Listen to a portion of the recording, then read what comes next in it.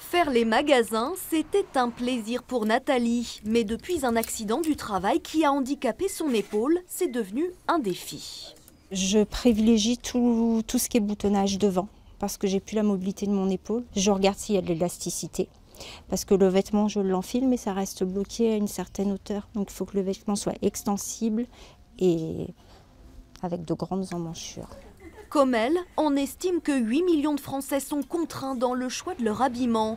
Un obstacle quotidien que Nathalie a réussi à surmonter grâce à Cover Dressing. Salut Nathalie, ça va bien? Et à Muriel Robin, la présidente de cette association, dont la mission est de faciliter l'habillage des personnes handicapées, âgées ou malades. L'élément déclencheur, c'est une de mes amies ayant une mobilité réduite, dont on s'est rendu compte qu'elle ne pouvait plus mettre les vêtements d'avant son accident.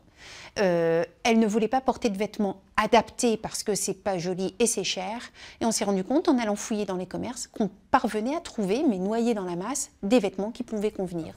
Depuis 5 ans, elle teste donc les vêtements aux côtés d'un ergothérapeute, de stylistes et de bénévoles. Et tout commence par une séance d'essayage.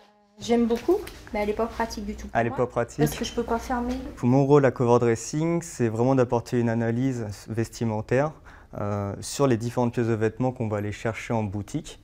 Par exemple, pour une personne qui s'habille que d'une seule main ou une personne qui s'habille au fauteuil, trouver le bon vêtement qui sera le plus facile à enfiler pour elle. Une expertise qui a un nom bien apporté, un logo qui permet d'identifier les vêtements les plus ergonomiques. Ce label a séduit 2 enseignes de prêt-à-porter. Certaines marques y sont sensibles, viennent à nous et nous soutiennent. Malheureusement, il y a beaucoup de marques qui nous demandent encore, mais si on travaille avec vous, c'est quoi le ROI, le retour sur investissement?